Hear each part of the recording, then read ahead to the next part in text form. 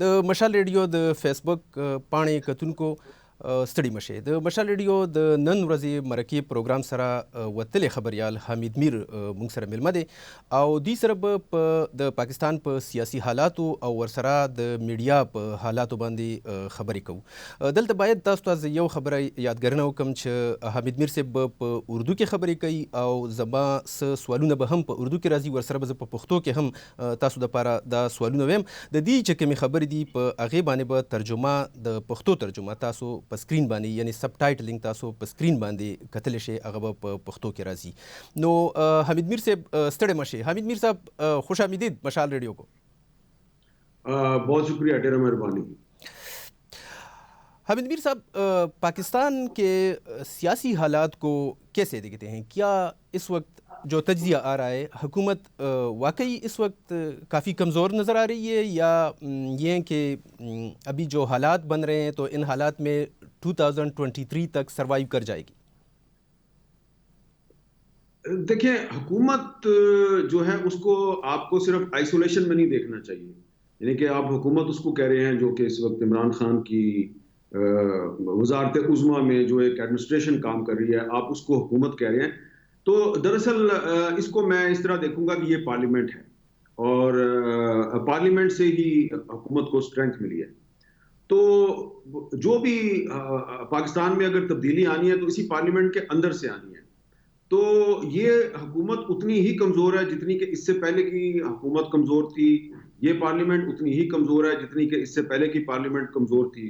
تو یہ حکومت رہتی ہے نہیں رہتی، عمران خان صاحب وزیر اعظم رہتے ہیں نہیں رہتے ہیں، وہ کچھ مہینے کے بعد اگر بدل جاتے ہیں تو اس کا مطلب قطعاً یہ نہیں ہوگا کہ حالات بھی بدل جائیں گے. وجہ اس کی یہ ہے کہ وہ پارلیمنٹ جو کہ کسی بھی سویلین حکومت کی سورس آف اسٹرینتھ ہوتی ہے وہ کمزور ہے، اور عمران خان کے بدلنے سے وہ پارلیمنٹ جو ہے وہ مضبوط نہیں ہو جائے گی.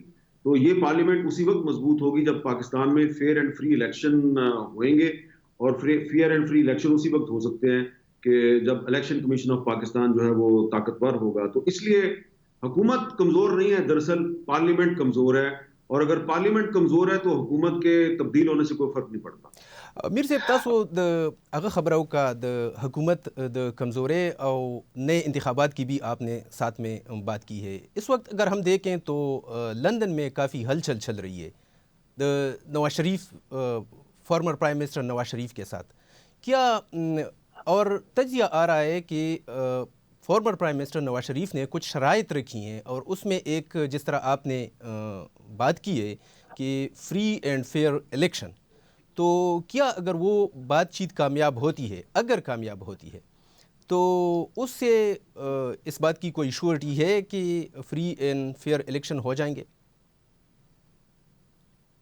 خٹک صاحب، میرا جو موقف ہے نا اس میں وہ تھوڑا سا مختلف ہوگا باقی لوگوں سے، اس لیے کہ میں سمجھتا ہوں کہ مجھے یہ نہیں پتا کہ نواز شریف صاحب کس سے بات چیت کر رہے ہیں، آپ کو بھی نہیں پتا ہوگا، لیکن چلیں لیٹس ایزیوم کہ ان کی بات چیت اسٹیبلشمنٹ کے ساتھ ہو رہی ہے. تو اگر اسٹیبلشمنٹ کے ساتھ بات چیت ہو رہی ہے اور نواز شریف صاحب اگر یہ مطالبہ کر رہے ہیں کہ پاکستان میں فیئر اینڈ فری الیکشن ہونا چاہیے، تو مطالبہ بھی پھر اس کا مطلب ہے وہ اسٹیبلشمنٹ ہی سے مطالبہ کر رہے ہیں. تو کیا یہ بہتر نہیں ہوگا کہ نواز شریف صاحب اور ان کی پارٹی جو ہے اگر واقعی وہ کسی سے بات چیت کر رہے ہیں اور وہ چاہتے ہیں کہ پاکستان میں فیئر اینڈ فری الیکشن ہو، تو یہ سب کچھ اوپن ہونا چاہیے، سیکرٹلی نہیں ہونا چاہیے. آپ کو یاد ہوگا کہ ایک زمانے میں لندن پلان جو تھا وہ بڑا مشہور ہوا تھا، اور اس لندن پلان کی بنیاد پر نیشنل عوامی پارٹی نیب پر پابندی لگا دی گئی تھی.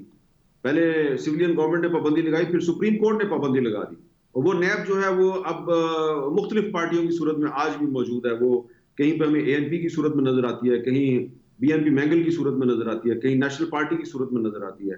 تو لندن میں بیٹھ کر خفیہ مذاکرات کے ذریعے اگر پاکستان میں تبدیلی آتی ہے، میں نہیں سمجھتا کہ ایسی تبدیلی سے پاکستان کے عوام کو کوئی فائدہ ہوگا. اس وقت پاکستان کو ٹرانسپیرنسی کی ضرورت ہے ہر جگہ پر، سیاست میں بھی اور صحافت میں بھی اور ہر ادارے میں. تو نواز شریف صاحب اگر کسی سے مذاکرات کر رہے ہیں یا ان کی پارٹی مذاکرات کر رہی ہے تو یہ پاکستان کے عوام کو اعتماد میں لے. میر صاحب آپ نے ٹرانسپیرنسی کی بات کی ہے تو یا جو ظاہراً مذاکرات کی بات کی ہے ہونے چاہیے، اس پہ بھی آتے ہیں. ایک اور کویسچن بھی ہے اور حال ہی میں سابقہ صدر آصف علی زرداری نے کہا ہے کہ ہم سے فارمولہ مانگا جا رہا ہے، تو اس بارے میں کیا خیال ہے؟ یہ کون ان سے فارمولے مانگ رہا ہے کہ حالات کو سیدھے کریں؟ دیکھیں انہوں نے نام تو کسی کا نہیں لیا، لیکن ظاہری بات ہے ان سے فارمولہ وہی مانگ رہا ہوگا جو ڈائریکٹلی یا انڈائریکٹلی لندن میں نواز شریف صاحب کے ساتھ بات چیت کر رہے ہیں. اور میں نے مولانا فضل الرحمان صاحب سے بھی اس پر بات چیت کی ہے. مولانا فضل الرحمان صاحب کی بھی گفتگو ہوئی ہے نواز شریف سے، میرا خیال ہے کل ان کی گفتگو ہوئی ہے. اور مولانا فضل الرحمان صاحب جو ہے وہ بھی نجی گفتگو میں اسی طرف اشارہ کرتے ہیں، ان کی بھی بات چیت ہو رہی ہے. بات چیت سب کی ہو رہی ہے، لیکن آن دی ریکارڈ پبلکلی کوئی اس چیز کو مانتا نہیں ہے. یہ اسی طرح کی بات چیت ہے جس طرح کی بات چیت 2018 کے الیکشن سے پہلے عمران خان صاحب کی کچھ لوگوں سے ہو رہی تھی. میں بطور ایک صحافی کے، بطور ایک پولیٹیکل سائنس کے طالب علم کے، میں یہ سمجھتا ہوں کہ خواہ نواز شریف صاحب ہوں، آصف زرداری ہوں، مولانا فضل الرحمان ہوں، عمران خان ہوں، کوئی بھی اگر کسی سے بات چیت کر رہا ہے اور مقصد جو ہے وہ پاکستان کے حالات کو بہتر بنانا ہے، تو یہ حالات کو بہتر بنانا ہے آپ نے پاکستان کے عوام کے لیے. تو عوام کو تو بتائیں نا کہ آپ کون کس سے کیا بات چیت کر رہا ہے. اگر آپ خفیہ بات چیت کرتے رہیں گے، خواہ عمران خان ہو، نواز شریف، زرداری صاحب یا مولانا صاحب، میرا خیال ہے کہ اس کا فائدہ کسی کو نہیں ہوگا. میر صاحب یہ ایک انٹرسٹنگ سوال یہ بھی ہے کہ یہ بات چیت جو ہو رہی ہے جن کے ساتھ، تو ایک سائڈ تو بالکل ظاہر ہے کہ یہ لوگ بات چیت کر رہے ہیں، لیکن ایک سائڈ بالکل واضح نہیں ہے. یہ کون ہے؟ اسٹیبلشمنٹ ہے؟ دیکھیں پاکستان کا جو آئین ہے نا، 1973 کا جو کانسٹیٹیوشن ہے، میری تو ہمیشہ سے یہ ایک خواہش رہی ہے اور ایک میرا موقف رہا ہے کہ جو بھی پاکستان میں آپ نے معاملات کرنے ہیں وہ اس 73 کے کانسٹیٹیوشن کے مطابق کریں.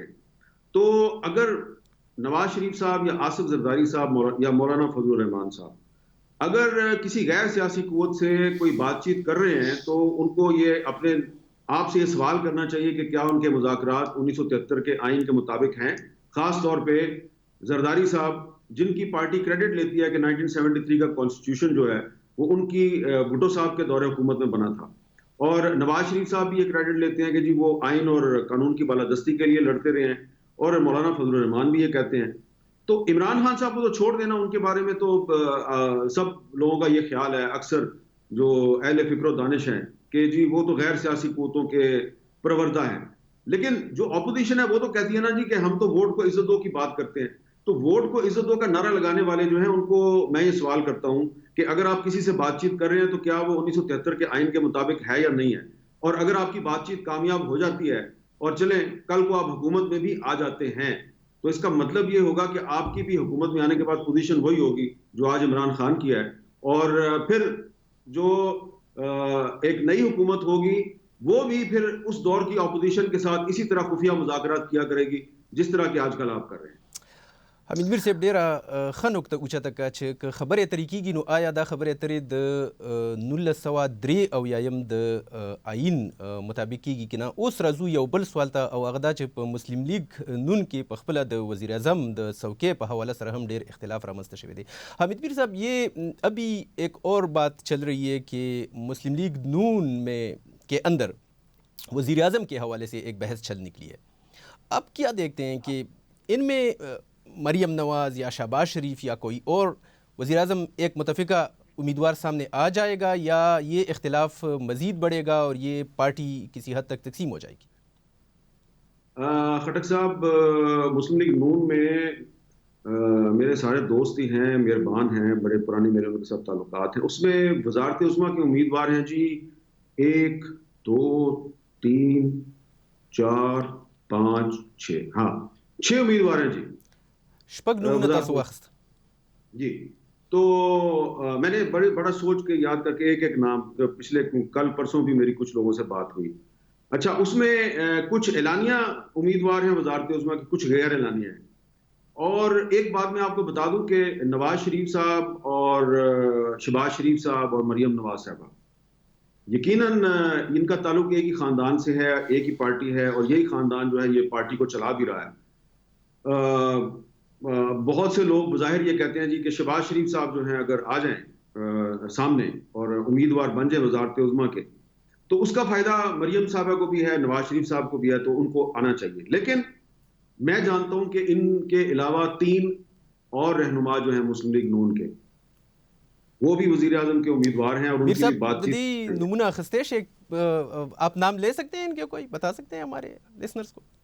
دیکھیں چھوڑیں, نام وام اگر نہ لیں تو بہتر ہے. دیکھیں نا, کیونکہ یہ پرائیویٹ کنورسیشن ہوتی ہے ہماری ان لوگوں کے ساتھ, اور ان کی بھی کہیں پہ اگر بات چیت ہو رہی ہے تو پرائیویٹ ہو رہی ہے, تو آپ کا بھی ایک کریڈیبلٹی ہے, اور مجھے بھی وہ بات وہی کرنی چاہیے جس کا میرے پاس کوئی ثبوت ہو. تو میرے پاس دیکھیں نا, بظاہر میری تو ڈائریکٹ لوگوں سے بات چیت ہوئی ہے.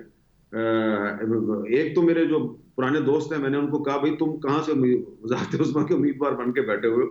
انہوں نے کہا بھائی یہ شریف خاندان جو ہے یہ ہمارا لیڈر ضرور ہے, لیکن فی الحال ان کی فیملی سے کوئی وزیر اعظم نہیں آئے گا. تو اسی طرح کچھ اور بھی ہیں وزارت عظمیٰ کی امید. تو یہ جو میں آپ کو پہلے شروع سے کہہ رہا ہوں نا کہ جو بھی بات کرنی ہے پبلکلی کریں, لوگوں کو اعتماد میں لیں, اس سے آپ کی پوزیشن لوگوں میں کلیئر ہو جائے گی. ورنہ یہ جو بیک ڈور چینل سے جب آپ کسی سے بات چیت شروع کرتے ہیں اور آپ نہ پاکستان میں بیٹھے ہوئے ہیں اور ڈائریکٹلی آپ کی بات چیت بھی نہیں ہو رہی, اور درمیان میں میسنجرز ہیں آپ کے, تو پھر اس کا بہت سے لوگ فائدہ اٹھاتے ہیں, اور آپ کی پارٹی کے اندر سے بھی بہت سے لوگ فائدہ اٹھاتے ہیں. لیکن ایک بات میں اس میں ضرور کہوں گا کہ شہباز شریف صاحب کو پچھلے 15-20 سال میں کافی دفعہ موقع ملا ہے کہ وہ بیک ڈور چینل سے مذاکرات کر کے کوئی ڈیل کر کے پرائم منسٹر بن سکتے تھے, لیکن وہ نہیں بنے. لیکن اب مجھے لگ رہا ہے کہ ان کی فیملی کے اندر بھی کچھ لوگوں کا خیال ہے کہ اب کافی ٹائم گزر گیا, تو اب شہباز شریف صاحب کو بھی کوئی ڈیل کر لینی چاہیے. پرفیکٹ. کتونکو تاسو د حمید میر صاحب د سیاست په حواله سره خبرې واورېدې. په پاکستان کې د رسنیو یا میډیا حالات هم د څېړنې وړ دي او په دې باندې که ډېرې خبرې وشي نو ښه وي. نو د دې سره ورځو او د میډیا په حواله سره د دې نه یو پوښتنه کوو چې حمید میر صاحب په مجموعي توګه باندې د میډیا حالاتو ته څنګه ګوري؟ حمید میر صاحب، آپ مجموعی طور پر پاکستان میں میڈیا کے جو حالات ہیں اور مختلف قسم کی پابندیاں ہیں، اس کو آپ کیسے دیکھتے ہیں؟ یہ تو ایک سوال آپ ایسا کر رہے ہیں کہ یہ سوال اگر آپ اسلام آباد میں یا لاہور میں یا کراچی میں کسی بھی پاکستان کے شہر میں آپ کسی بھی چوک اور چوراہے میں چلے جائیں اور کسی بھی عام آدمی سے، وہ سائیکل پہ جا رہا ہے، موٹر سائیکل پہ جا رہا ہے، یا کسی چوراہے میں ٹریفک کھڑی ہے جہاں میں آپ چلے جائیں، کسی بھی آدمی سے پوچھیں، ان سے پوچھیں بھی بتاؤ پاکستان میں میڈیا آزاد ہے، تو وہ لوگ مسکرائیں گے، کوئی کہکا لگائے گا، وہ آپ کو کہے گا بھائی آپ پاگل تو نہیں ہو گئے. وزیر اعظم عمران خان وایي چې د لندن نه هم زیاته میډیا آزاده ده، د لندن نه زیاته میډیا پاکستان کې آزاده ده. میری گزارش ہے وزیر اعظم عمران خان صاحب سے کہ آپ اکثر گاڑی میں نکلتے ہیں نا، جا کے ساتھ میں فیصل جاوید صاحب بھی ہوتے ہیں، ہمارے بڑے اچھے پیارے بھائی ہیں، وہ آپ کی ویڈیو بنا رہے ہوتے ہیں، تو اس طرح کر لیں. چیلنج نہیں کر رہا، گزارش کر رہا ہوں کہ وزیر اعظم صاحب نکلیں گاڑی میں، ساتھ میں فیصل جاوید کو بٹھا لیں، پچھلی سیٹ پہ مجھے بھی بٹھا لیں، ٹھیک ہے، اور بشک ساتھ میں سیکورٹی بھی لے لیں، اور آپارا چوک سے شروع کریں اور فیض آباد چوک راول پنڈی کا، تو 3-4 راستے میں کراسنگ آتی ہیں. اس کے بعد اگر مزید دل چاہے تو کمیٹی چوک راول پنڈی کی طرف بھی چلے جائیں، اور کسی بندے سے پوچھ لیں، کسی سے چلیں، یہ بھی آپشن دیتا ہوں، پولیس والوں سے پوچھ لیں کہ میڈیا آزاد ہے کہ نہیں ہے. ہر بندہ ہنسے گا آپ کی بات اور کہے گا اور نہیں خان صاحب میڈیا آزاد نہیں ہے. تو یہ تو اب آپ جو ہے نا، اگر ابھی بھی آپ یہ سمجھتے ہیں کہ جو آپ کی رائے ہے وہ صحیح ہے، تو پھر خیبر پختونخوا کا جو الیکشن ہے اس سے آپ کو سبق حاصل کرنا چاہیے. میڈیا بالکل پاکستان میں آزاد نہیں ہے. اور آپ سوال کس سے پوچھ رہے ہیں؟ میرے سے پوچھ رہے ہیں سوال، خٹک صاحب میرے سے سوال پوچھ رہے ہیں. سال کے 12 مہینے میں سے 7 مہینے ہو گئے ہیں کہ مجھ پر پابندی ہے، مجھ سے پوچھ رہے ہیں کہ میڈیا آزاد ہے کہ اسی بارے میں ایک سوال بھی پوچھ رہا ہوں. اوریدونکو حمید میر صاحب وایي چې پاکستان کې میډیا بالکل آزاد نه ده. ماته نه تپوس وکړو چې پاکستان کې میډیا آزاد نه دی، هغې پورې خندل. او دویمه خبره دا ده چې حمید میر صاحب باندې په کراچۍ کې په 2014 کې حمله هم شوي وه، د ډېر سخت زخمی شوی هم و، او هغه هم د دې د صحافتي سرګرمۍ له وجې او اوس تقریبا اووه میاشتې وشوې چې د حامد میر صاحب مشهوره کیپیټل ټاک شو چې هغه په جیو ټلویزیون باندې چلیږي په هغې باندې هم حامد میر صاحب نه راځي مخې ته او د هغې وجه هم د دې صحافتي سرگرمی دی. نو دی نے ہم دا پختہ کوم حامد میر صاحب آپ کی ابھی آپ یہی بات کر رہے تھے کہ مجھ سے پوچھ رہے ہیں یعنی زمانہ تاسو تپوس کوے آپ کی اپنی ذات بھی زیر عتاب ہے تو ابھی آپ کیا محسوس کر رہے ہیں؟ کوئی بہتری کے آثار نظر آ رہے ہیں یا نہیں آ رہے؟ کوئی تبدیلی آئے گی میڈیا کے حوالے سے یا یہ اسی طرح چلتا رہے گا؟ دیکھیں کل میں ایک یوٹیوب چینل چلاتے ہیں عمران شفقت صاحب بڑے لاہور کے سینئر صحافی ہیں. کل میں ان کا یوٹیوب پہ ویلاگ سن رہا تھا تو وہ مجھے مشورہ دے رہے تھے کہ بس حامد میر صاحب بہت ہو گیا, آپ نے ہمیں بھی خراب کیا ہے اور بھی لوگوں کو خراب آپ کرتے ہیں, اب چھوڑیں پاکستان سے آپ کہیں اور چلے جائیں. تو یہ ایک رائے ہے لوگوں کی, کیونکہ میں کافی سال سے میرا یہ موقف ہے کہ پاکستان میں جتنے بھی حالات خراب ہیں ہمیں ہمت نہیں ہارنی چاہیے, امید کا دامن نہیں چھوڑنا چاہیے اور حالات بہتر ضرور ہوں گے. 2014 میں جب مجھ پر حملہ ہوا تھا تو اس وقت بھی مجھے بہت سے دوستوں نے کہا تھا پاکستان سے چلے جائیں, تو میں نہیں گیا. ابھی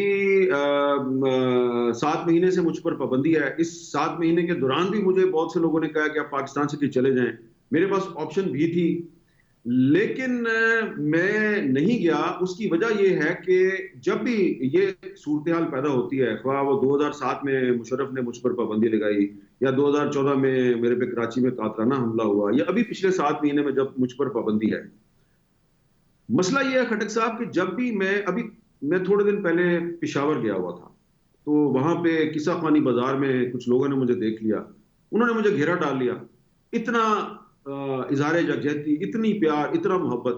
پھر میں سوابی گیا ہوا تھا, پھر میں کبھی لاہور جاتا ہوں, وہاں پہ کراچی, جدھر بھی میں پاکستان کے جس بھی علاقے میں چلا جاؤں مجھے پہلے سے زیادہ لوگ عزت دیتے ہیں, پہلے سے زیادہ پیار کرتے ہیں. تو میں سوچتا ہوں کہ یہ لوگ جو ہیں یہ کیوں عزت دے رہے ہیں, کیا پیار. میں تو پولیٹیشین نہیں ہوں, میں تو صرف ایک جرنلسٹ ہوں, کالم لکھتا ہوں اور ٹی وی پہ شو کرتا تھا, تو یہ کیوں لوگ مجھے اتنی عزت دے رہے ہیں. تو وہ جب میں اس پہ غور کرتا ہوں تو وہ عزت اس لیے دیتے ہیں جی کہ میں جو ہے وہ ان کا یہ خیال ہے کہ جن ایشوز پہ کوئی بندہ بات نہیں کرتا تو اس پہ یہ بندہ بات کرتا ہے اور یہ ہماری آواز میں اپنی آواز ملاتا ہے. تو میں سوچتا ہوں کہ یار پھر اگر میں مایوس ہو کے پاکستان سے چلا جاؤں گا تو یہ لوگ بےچارے مایوس ہو جائیں گے. تو یہ جو پاکستان کے عام لوگ ہیں نا, یہ میرا سورس آف اسٹرینتھ ہے. اصل میں میری طاقت یہ ہے, میں نے کوئی نہ سیاست کرنی ہے نہ میں نے کوئی الیکشن لڑنا ہے, لیکن یہ لوگ اگر میرا ساتھ دے رہے ہیں تو اس لیے میری امید قائم ہے. اور کتنے حالات خراب کیوں نہ ہو, مجھے امید ہے کہ کبھی نہ کبھی تو حالات بہتر. ٹھیک زبردست. اوریدونکو حامد میر صاحب وایي چې که حالات هر څومره هم ما دپاره خراب شي نو زه به په پاکستان کې یم او زما طاقت, زه خپل طاقت د هغه خلکو نه اخلم کم چې زما خوښونکي دي, کم چې زما پروګرامونه ګوري. حامد میر صاحب نه یو اخیری پوښتنه کوو او بیا به دا پروګرام مونږ راغونډ کو هم په دې ځای. حامد میر صاحب سے آخری سوال پوچھتے ہیں اور وہ یہ کہ آپ کے جو چاہنے والے ہیں وہ آپ کو آپ کے مشہور ٹی وی شو پہ نہیں دیکھ رہے, تو ان کے لیے آپ اگر کوئی بریف میسج دینا چاہتے ہیں تو پلیز دے دیں.